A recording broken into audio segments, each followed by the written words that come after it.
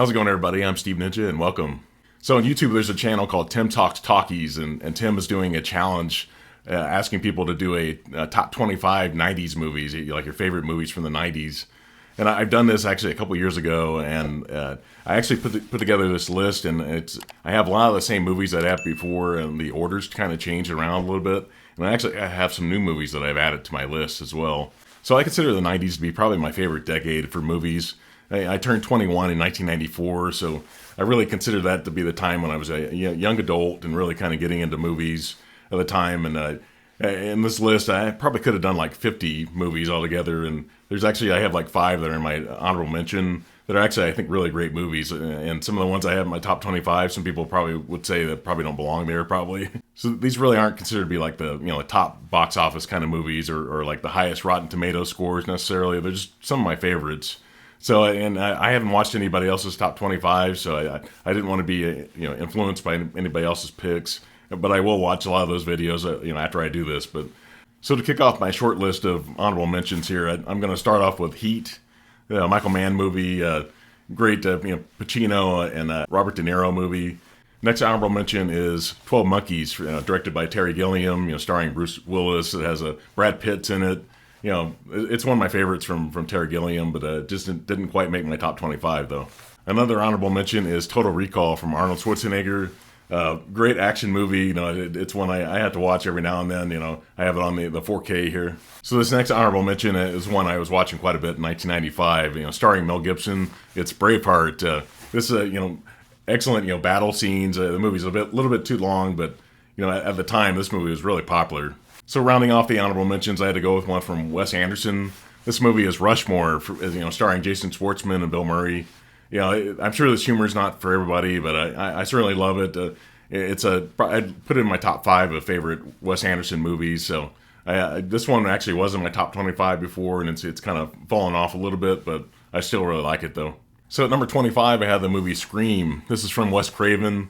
Really brought horror back into popularity. It wasn't very popular at the time. It kind of gone underground a little bit, but it really brought it back. It's really something different at the time. Now it's spawned like 5 sequels. So I think the original is my favorite. Nothing can ever top this one as far in that franchise. But great movie. At number 24, I have Clerks from Kevin Smith.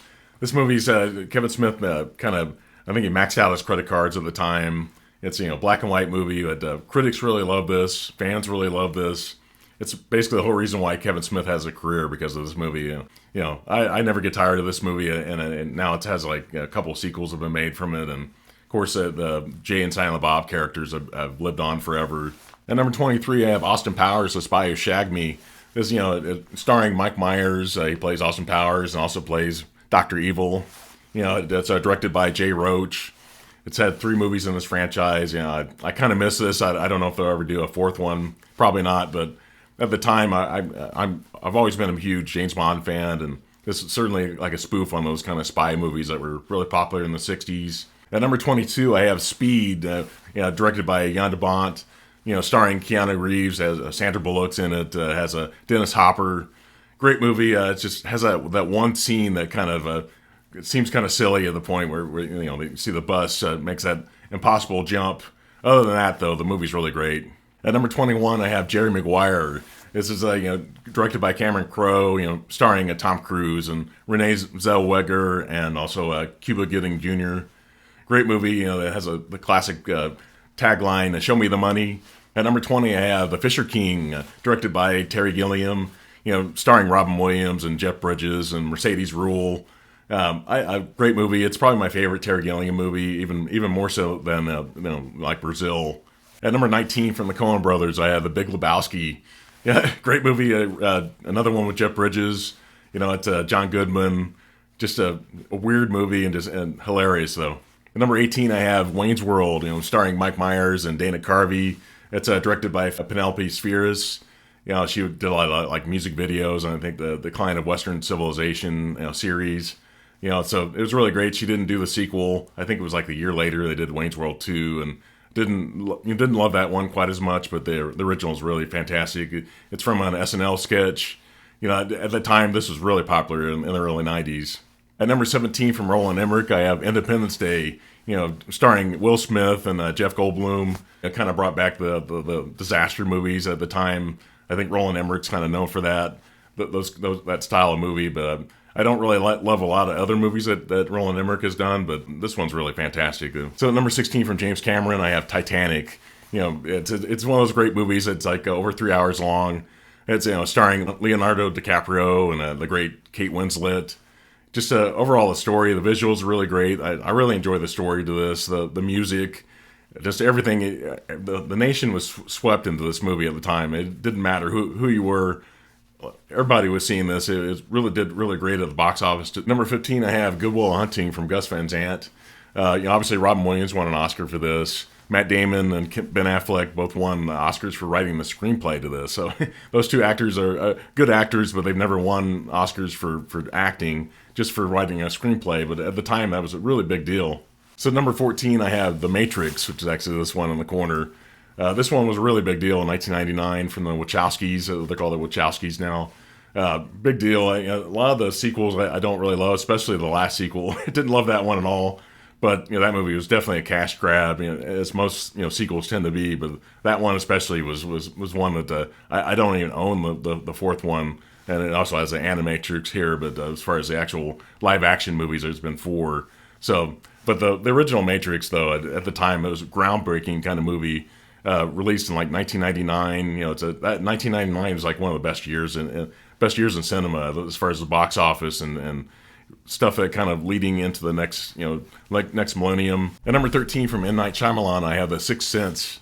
Bruce Willis is really great in this. Haley Joel Osment has Toni Collette's really great in it. But and this is also released in 1999. And at the time, this was a really big deal as far as sort of like a horror kind of thriller kind of movie. I certainly I've seen this movie several times. Some people, movies like this, once you've seen the ending, it might be spoiled for you, but for me, I could still watch this from time to time, and still love it every time. At number 12, I have The Fugitive, starring Harrison Ford. Tommy Lee Jones is really great in this. It's directed by Andrew Davis. There's a couple scenes kind of early in the movie that you kind of have to suspend your disbelief quite a bit. But after that movie, the movie just gets fantastic. After that, Harrison Ford really drives this movie, and I love watching it. At number 11, from the great Martin Scorsese, I have Goodfellas. It's obviously Robert De Niro is really fantastic in this. The late Ray Liotta, Joe Pesci. This is probably next to the original Godfather. It's probably my favorite, probably my second favorite gangster movie. But it kind of brought that into like the 1990s when this was released, and kind of brought that genre back. And at the time, we hadn't seen a lot of these movies. Maybe like the Untouchables, maybe the decade before, which also had Robert De Niro. At number 10 from Frank Darabont, I have The Shawshank Redemption. This is based on a short story from Stephen King, starring Tim Robbins and Morgan Freeman. At the time, this movie didn't do that well at the box office, but critics really loved it, though. It just, the popularity has kind of grown every year. At number 9 from Steven Spielberg, I have Saving Private Ryan. Tom Hanks is fantastic in this. He was on fire in the 90s. Matt Damon. It's got the late Tom Sizemore in it. But once you get past that beach scene, the ultra violence on the beach, it kind of settles down a little bit after that. But just that opening scene is just intense. Just how the battle and just things blowing up in it. At number 8 from Richard Linklater, I have Dazed and Confused. This is probably his most popular movie. Has a lot of young stars in it. Ben Affleck, and it's got Matthew McConaughey there. I've probably owned this movie about 5 or 6 times on physical media. This is the Blu-ray edition, but it's actually available on 4K now through Criterion. And, a lot of great music from the 70s, and it takes place in 1976, which is like, Richard Linklater, that was kind of his decade growing up. Number 7 from James Cameron, I have Terminator 2 Judgment Day. Arnold came back to play his iconic character. Linda Hamilton, Robert Patrick, has Edward Furlong. You had that great song from Guns N' Roses, You Could Be Mine. Just the action in this is really great. This is a couple years before Jurassic Park, so special effects were getting better at the time. But great action movie. At number 6 from David Fincher, I have Seven. Starring Brad Pitt and Morgan Freeman. I'm not even going to say who the bad guy is in this. I don't want to spoil anything in the movie. It has really quotable lines in it. Shows the 7 deadly sins. Just really, really gory. It's not considered to be a horror movie, but it kind of is a horror movie. It's more of like a thriller, I guess is what they consider it. But great scary moments in this movie. Number 5 from Quentin Tarantino, I have Pulp Fiction. It has Uma Thurman's on the cover here, and it's got Bruce Willis, John Travolta, Samuel L. Jackson. This is my favorite movie from Tarantino. But at the time, this was a really big deal in 1994. Number 4 from Robert Zemeckis, I have Forrest Gump. Tom Hanks really makes this movie work. Gary Sinise is really great. Robin Wright. Sally Field is in the movie as well. You notice in this that Haley Joel Osment plays actually the young Forrest Gump Jr. in this. Number 3 from Steven Spielberg, I have Jurassic Park. This was released in 1993.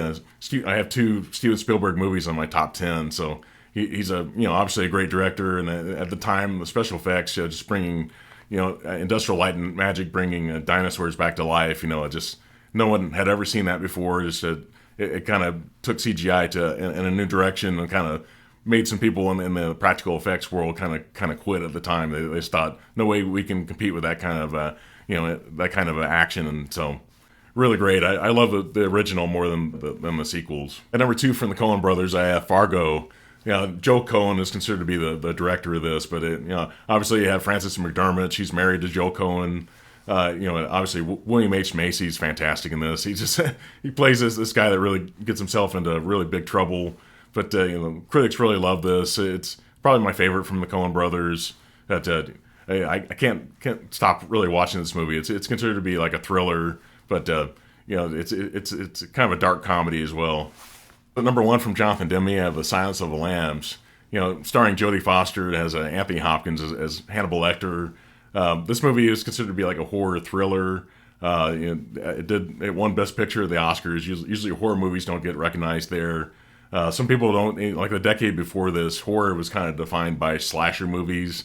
So this movie's not necessarily a slasher, but I think it's very scary, and it's kind of surprising it did that well at the Oscars. But that's it. Please put in the comments. Give me maybe your top 10 movies from the 90s. I'd be interested in knowing. Or if you want to give all 25, it's a lot to type out. But maybe give like a top 5 or top 10. But like I said, this is my favorite decade as far as I could have gone like 50 movies in this, but I had to narrow it down to 25. But please consider subscribing. Please put a thumbs up on the video. And have a good night. Thank you. Bye.